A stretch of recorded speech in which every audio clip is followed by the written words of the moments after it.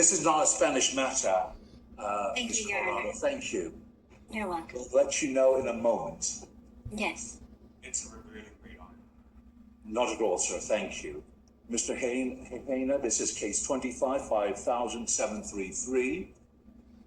You filed a Rule 25B4 motion to dismiss for lack of jurisdiction, in fact, lack of subject matter jurisdiction.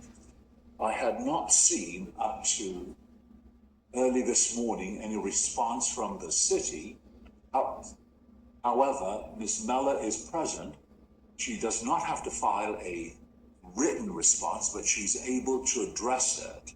Ms. Mella, do you wish to address Mr. Hejena's Rule 25B4 motion? Generally speaking, regarding the jurisdiction of the court, this court does have jurisdiction. The defendant has a valid California driver's license. He is subject to the laws of the state in which he operates a vehicle, and say motion to dismiss should be denied. Thank you.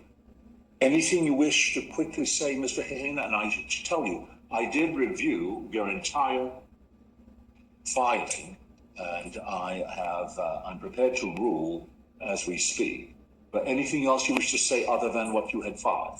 I didn't hear any objections to any of the evidence presented.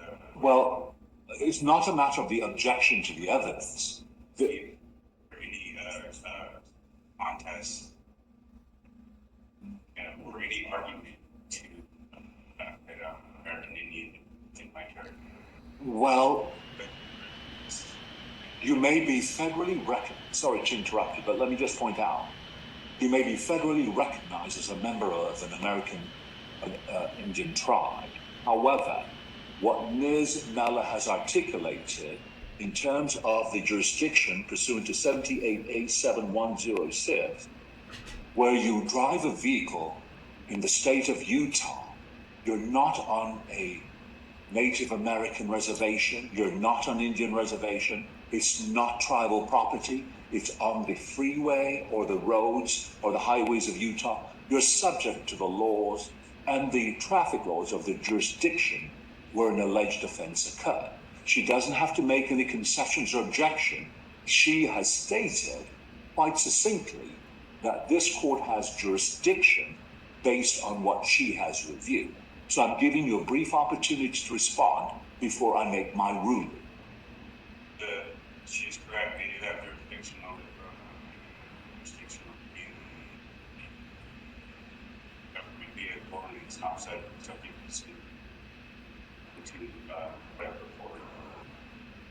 Thank you. I disagree with you. I do find that the fact that you may have a vehicle that is recognized on tribal land does not exempt you from the traffic laws on the roads in the state of Utah, particularly where in this case, the alleged traffic offenses are 1, speeding 63 in a 50-mile-an-hour zone on Van Winkle Expressway, which is not tribal property or territory. 2, failing to yield or stop for approaching emergency vehicle, again, located on Van Winkle Expressway, allegedly on February the 3rd. The court reviewed your filings. I took the liberty of looking at some of the authority you have cited. I'm not persuaded by your argument that this court lacks jurisdiction or particularly subject matter jurisdiction merely by virtue of the fact that you have a vehicle that's registered on tribal land, because there's no indication that you have any waiver, that you are exempt from the traffic laws. So your motion to dismiss for lack of jurisdiction, particularly subject matter jurisdiction, is denied. That being said, Mr. Hejena, you have 2 choices available to you at this point. You can set it for a trial and or have a further discussion with the prosecutor. The available trial date would be, because these are infractions, either it would be August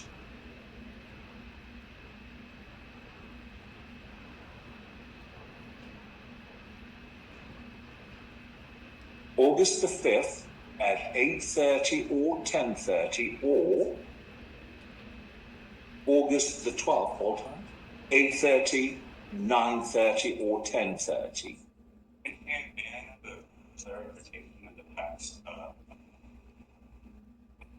No, you cannot have any on the facts of the ruling. What I'm telling you, based just again, no, let me just finish. One moment.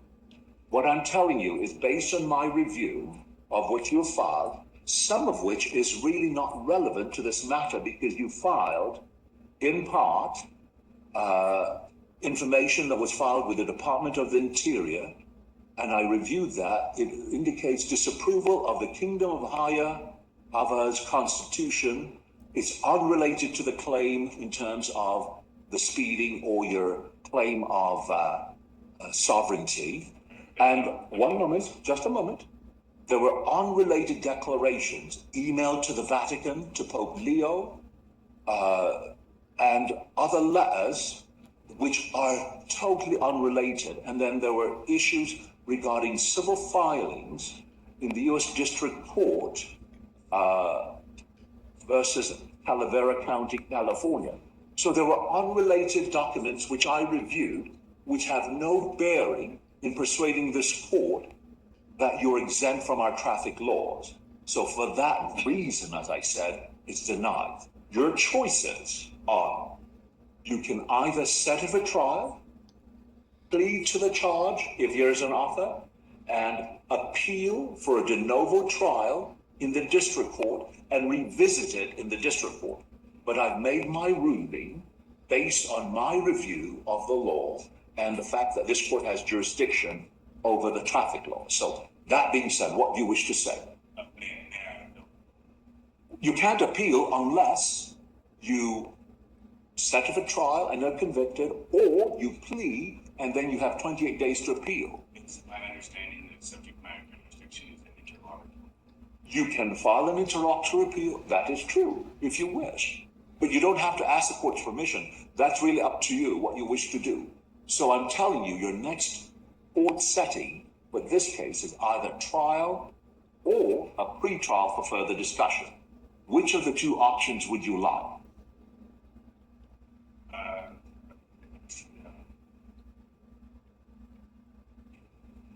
Your pre-trial date then, it's going to be Mr. Hehena. That's without waiver of my You don't waive any rights whatsoever. I'm just telling you, I've ruled that this court has jurisdiction. You don't have sovereignty where you're exempt from our traffic laws. So the 28th, 21st or 28th, you can have 2 or 3 in the afternoon. Which date and time would you like? Not at all. Monday, July the 21st or Monday, July the 28th, 2 or 3 in the afternoon.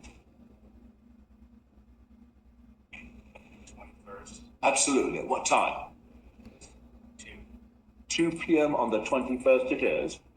And then we will see you on that day.